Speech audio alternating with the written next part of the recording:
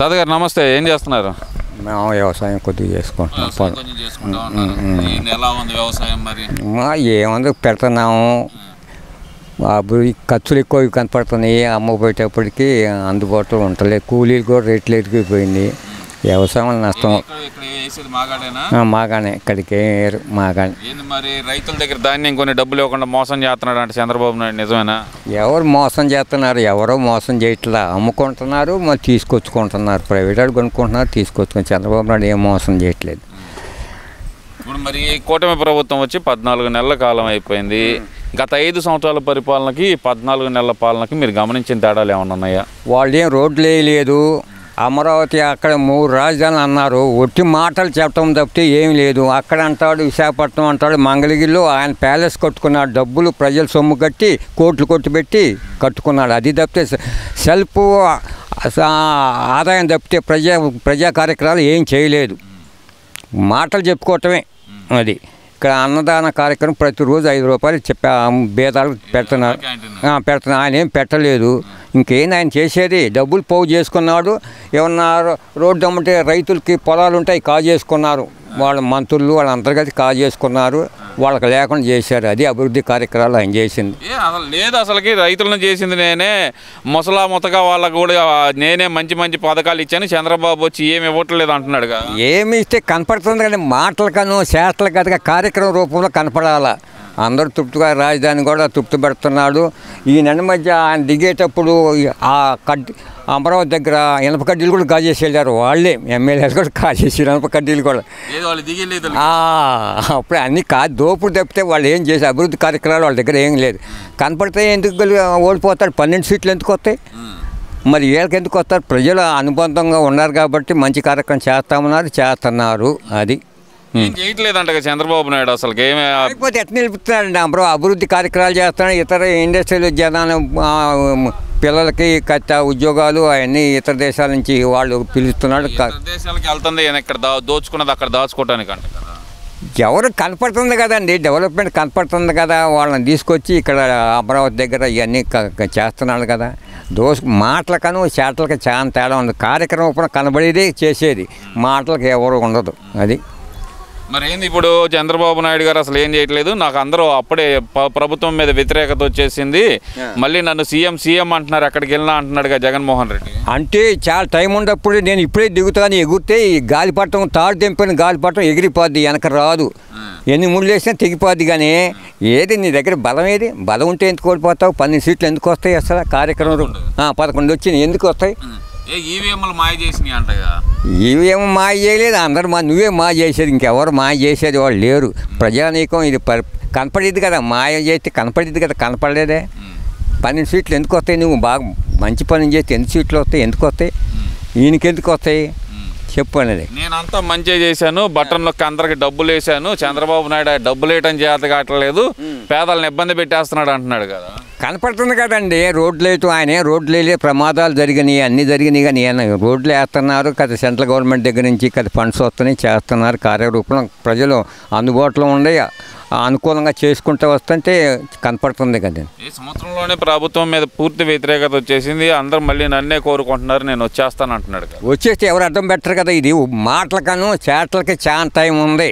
నేను దూకుతానంటే దూకు, నేను ఇంత ఎత్తు దూకుతానంటే దూకితే సరిపడింది. కానీ కింద నేను దూకుతానంటే ఒట్టి మాటలు ఎందుకు? పనికిమాని మాట్లాడరు ఎవరు.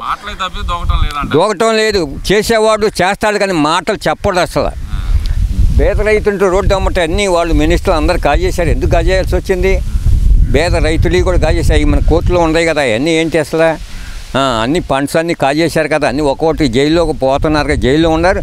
జైల్లో ఉండాలి కూడా పెద్ద ఈ క్లాస్గా చూడాలంట. ఈయన చంద్రబాబు నాయుడు తిప్పాడే, అన్నిటితో తిప్పించాడు. అప్పుడు ఆయన ఏం చేశాడు? ఈయనకంతా ఆరోగ్య ఇవన్నీ చేయాలంట. జైలుకి వెళ్ళేవాళ్ళు ఏం చేస్తారు?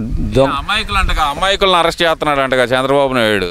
అరెస్ట్ చేసే గవర్నమెంట్ లేదా, ఈ ప్లేడర్లు లేదా, ఇవన్నీ లేదా, చంద్రబాబు నాయుడు చేతుల్లో ఉందా? ఇది మనం చేసే పనుల్లో ఉంటుంది. కానీ వాళ్ళు చంద్రబాబు నాయుడు చేయడు, నువ్వు చేయవు. నీ పని కార్యక్రమం లోపల ఉంటుంది. కానీ ఎవరు చేసే అందరు కళ్ళారు చూస్తున్నారు కదా. నువ్వు చేసిన పని అని కళ్ళారు చూస్తున్నారు కదా. ఒకటి చెప్పేది కదా, నేను చేశానంటే ఎట్లా సరిపోద్ది? నువ్వు చేస్తే ఎందుకు ఓడిపోతావు? 10 సీట్లు ఎందుకు వస్తాయి నువ్వు సక్రంగా చేస్తే? అదే అంటున్నా ఆయన ఇప్పుడు కూడా అదే ఈవీఎంలో గోలే అంటున్నాడు కదా. ఎందుకు ఓడిపోయాను నేను అంటున్నా. ఈవీఎం లేదు ఏం లేదు, నువ్వు చేసిన కార్యక్రమం గెలుస్తావు కదా అసలు. ఇవన్నీ కాదు, ఒక్కసారి కళ్ళు మూసి తెరుచుకోండి 3 సంవత్సరాలు అయిపోయింది మళ్ళీ నేనే ముఖ్యమంత్రి అని అంటున్నాడు కదా జగన్మోహన్ రెడ్డి. వస్తాడంటే ఏమైనా ఇదా లాటరీయా? ఇది ప్రజా కార్యక్రమే కదా, ప్రజలు బట్టి నడుస్తారు కదా. మన మాటలు పనికిరావు అసలు. ఎప్పుడైనా కార్యరూపంలో ప్రజల నిర్ణయాధికారం చేయాలి కానీ మన నోట్లోంచి రావు.